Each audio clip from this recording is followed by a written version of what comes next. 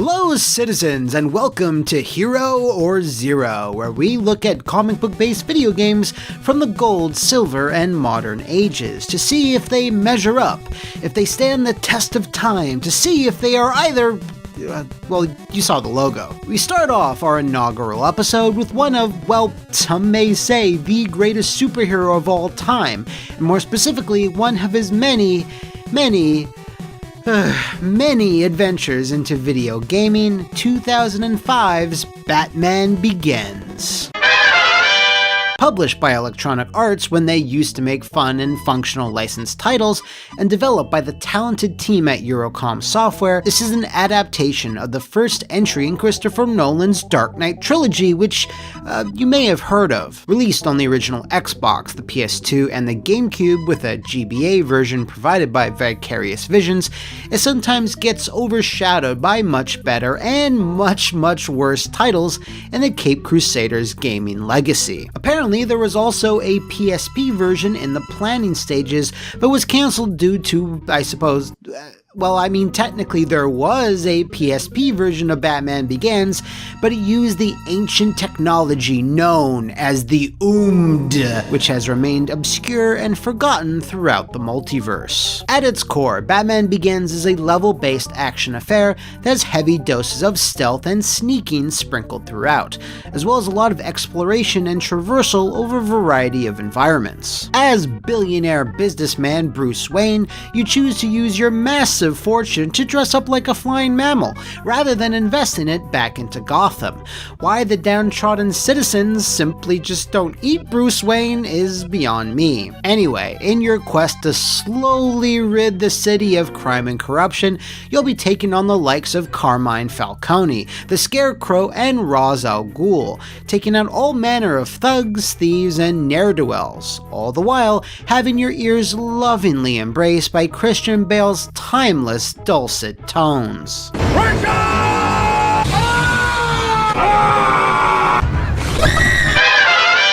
This brings us to the first feather in the cap or cowl of Batman Begins.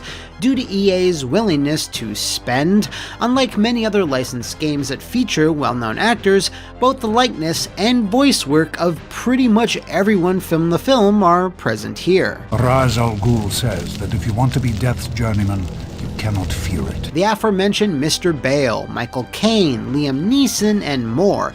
In fact, the only actor that didn't reprise their role was Gary Oldman as Commissioner Gordon. I guess he wanted to wait for a project that would really take advantage of his talents. But I am here to tell you that we are... Now, this is notable because it doesn't happen all the time, and in fact, it's really rare. Like, I don't want to shock you, but Iron Man 2 doesn't even have Robert Downey Jr. in it, despite him, being Iron Man. Can you tell? And I'm telling you, it's amazing. But what does it mean? Save the world? Change the world? What does it mean? Now, in terms of visuals, you have surprisingly accurate representations of the actors in their various roles, which is quite the feat on 6th generation hardware. Ready or not, Death does not wait. Death is not considerate or fair. Special care went towards Bale, Neeson, and the like, and when compared to other games that were released much later, again, looking at you, Iron Man, it's all the more impressive. This level of detail extends to much of the game's art, replicating many set pieces from the film fairly accurately. The League of Shadows compound, the Gotham City docks, and more, all sporting moody lighting and some very detailed skyboxes, which simply ooze Gotham City, which is a place very well known for its oozing. In terms of the presentation, one area where the game falters is the usage of FMV from the actual film, complete with Nolan's love of shaky fights you can't see. While I'm sure the intention was to be immersive, it's anything but, as it simply feels like a cut corner to make a movie release date. You'll be doing something in a level like knocking out a bad guy or screaming or running towards a window, and after a short stutter of a load, a very not great resolution version of a bunch of movie scenes play with the speed force apparently powering them. These are thrown together so fast and so hastily edited that they are honestly a bit hard to follow unless you are intimately familiar with the film. And because this released one day before the film, they couldn't use a lot of footage, so they have additional narration by Christian Bale desperately trying to plug plot holes as they pop up. It was the same fear that made me become. For all the work and artistry put into Batman Begins from a visual standpoint, and all the money spent on the actors, it's a very glaring blemish on an otherwise immaculate presentation.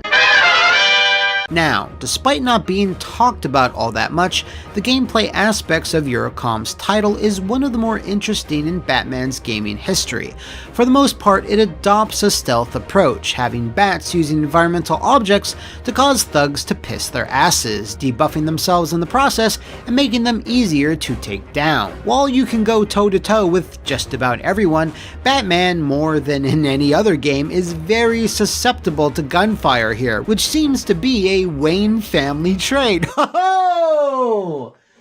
That was a good one. There are also sometimes several routes you can take through the levels, leading to some experimentation, but it's nothing approaching the likes of the later Arkham games. That being said, it's clear that this game was an inspiration for Rocksteady, as the combat system seems to show the early beginnings of their later work. You have to make sure to prioritize enemies armed with weapons, especially guns, and bounce between them with various jumping attacks. Even the finishing animations when an enemy is dazed also share striking similarities to Arkham.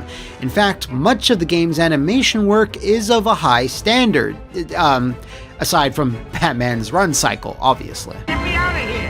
Whoever you are! Please! Somebody! One other aspect of the core gameplay is the addition of racing sections interspersed throughout, featuring everyone's favorite Batmobile, not a Batmobile, the Tumbler. I'm still mad about the Tumbler. All these years, it's not a Batmobile. EA made sure that Burnout, one of their recent acquisitions, was clearly represented here, especially the cinematic takedowns of other vehicles and the sheer amount of chaos going on. Gee, I sure hope Wayne Enterprises pays for all this damage, just out of nowhere. While these are brief, they are still a thrill to play through, and any superhero game that manages to squeeze some vehicular destruction in there is always welcome in my book. So what do you think? Does it come in black? In general, there's nothing really wrong with how Batman Begins plays, but I suppose one thing you can lobby against it is that it doesn't do anything all that unique.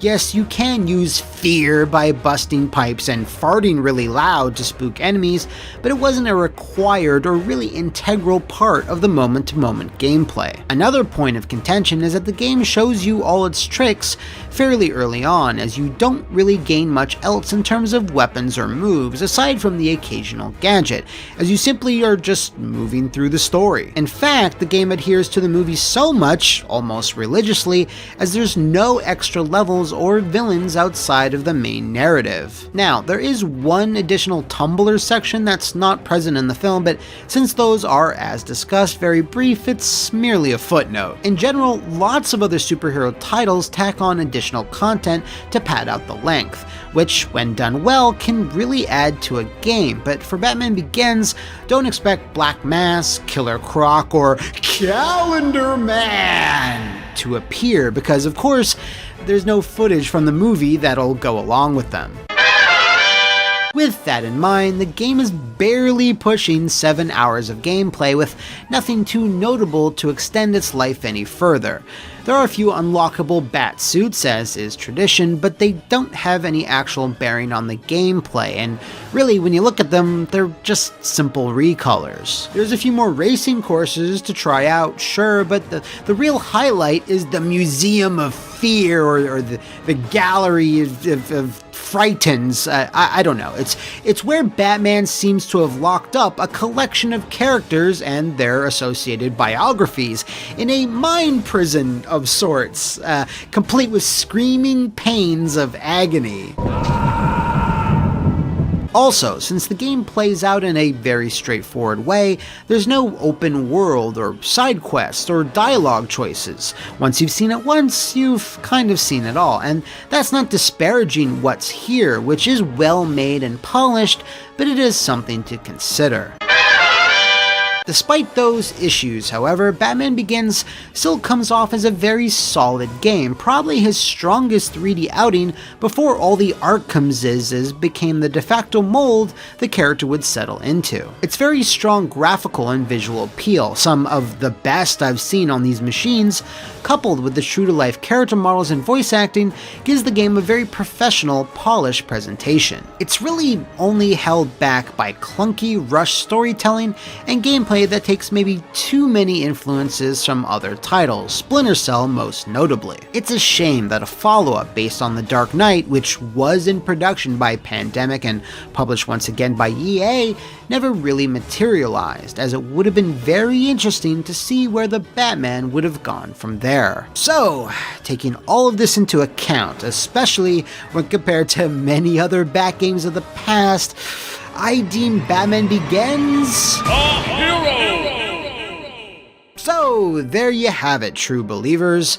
Know of any other heroic or horrific video games you'd like to see on the show? Well, type them up in the comments below or soar your way over to the Flophouse VIP Fortress of Solitude to nominate your choice for a future episode. Until then, I'll see you in the next issue of Hero or Zero.